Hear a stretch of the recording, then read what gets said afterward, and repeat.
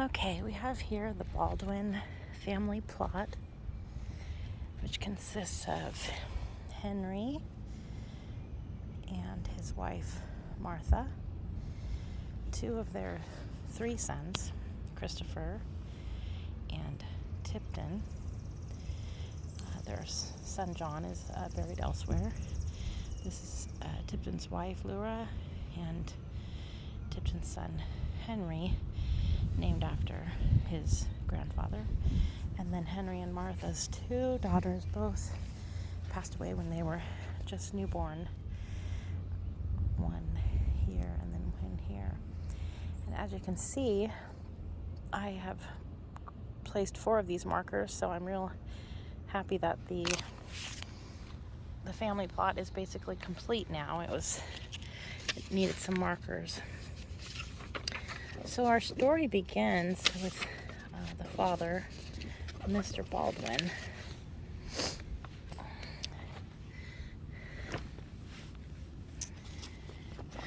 And what had happened was Martha passed away in 1905, late 1905 in November. And so her husband made it almost 3 years, but was apparently very despondent after her passing. The two of them had always shared some heartbreak for the loss of their girls, but obviously maintained and went on for their boys. H.D. Tuck Baldwin committed suicide at his home on West Iowa Street Tuesday afternoon by shotgun. He was home alone at the time when a neighbor heard the loud report of the gun and rushed to the side of Mr. Baldwin, who lay on his front porch where the fatal shot had been fired. Death was instantaneous. Coroner F.M. Wiley of Fredonia was promptly notified, and he came down on the 515 Frisco passenger that evening. As it was such a plain case of suicide, the coroner decided that no inquest should be held. The body was removed to Black Brothers undertaking rooms and prepared for burial. Funeral services were held from the home Wednesday afternoon at 2 o'clock. Mr. Baldwin, on a number of occasions, had asked Dr. Blakesley to say a few words at his funeral if he should depart this life first, and the venerable doctor acted in accordance with the wish of the departed.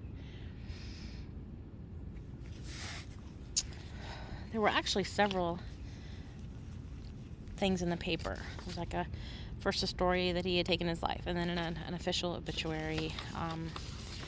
So there's several different pieces of them that I've sort of marked just for curious instances. Mr. Baldwin, in another, this is very interesting, and it happens a lot. In another paper, it is spelled Bauldin with no W. As you can see here, I put it this way, which is the way everyone else here was listed in their whole life. But there are a few times that just the father is listed with a U, whether there be a W or no W. So it mentions that here. Mr. Baldwin had been a resident of Neodesha for probably 35 years. Though his name was Baldwin, it was generally spelled and pronounced Baldwin. To distinguish him from other Baldwins, in an early day he was called Tuck after his native state of Kentucky and was generally known by this name. So his nickname was Tuck, and he was generally referred to as Baldwin.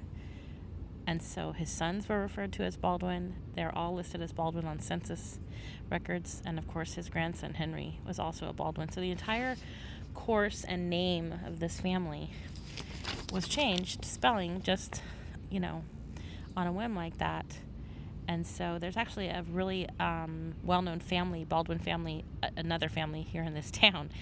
And so the conversation can't even be had if they're related, because this Baldwin family was not Baldwin. They were Baldwin, and their name got changed just for convenience, really. Mr. Baldwin's wife died a few years ago, and had been more or less despondent since last spring, in very poor health, and frequently complaining of his loneliness at home. Of late, he told several of the neighbors that he was no longer any use to anybody, and hinted at suicide. And of course, some things never change. We still struggle with the questions about suicide and mental health and whatnot. His grandson Henry, named after him, who I'm sure was a great source of joy, was born in January, and Henry took his life in May, so he didn't get to see his namesake grow up. So we also have here Mrs. Baldwin's obituary, Martha.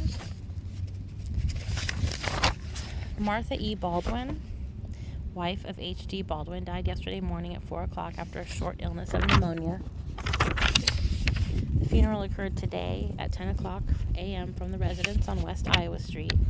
Interment in the city cemetery. William Hill, cashier of the First National Bank, spoke a few words of eulogy and consolation at the house. There was no religious service. Martha E. Champion was a native of Kentucky, where in 1865 she married H.D. Baldwin, who survives her. In 1872, they came to Neodesha and have lived here continuously since. She was the mother of 5 children, 2 daughters who died in infancy, 3 sons, Chris, Tip, and John. All grown men are left with their father. No woman was kinder in heart nor sweeter in disposition than Mrs. Baldwin, and no woman was ever more beloved by her husband and sons, nor more tenderly cared for. All her neighbors were her friends. Here, there's so many questions you never have any answers to. So Christopher, I could not find an obituary for Christopher. Actually, I did not find an obituary for anyone else here.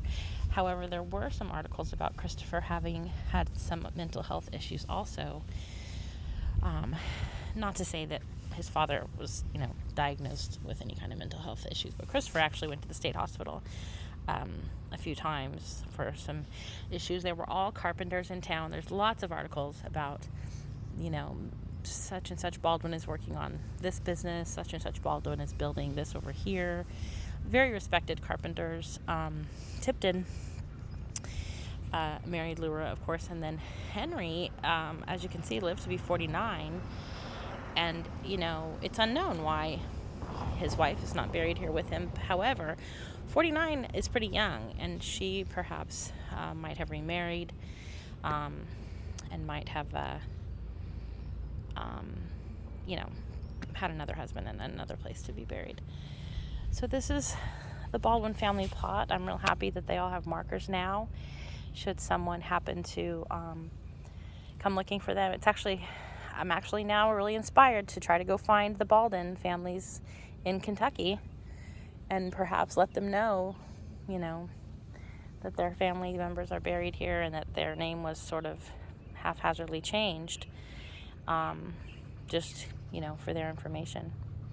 I'm just glad they're all here together, and if anyone's looking for them, their graves are marked.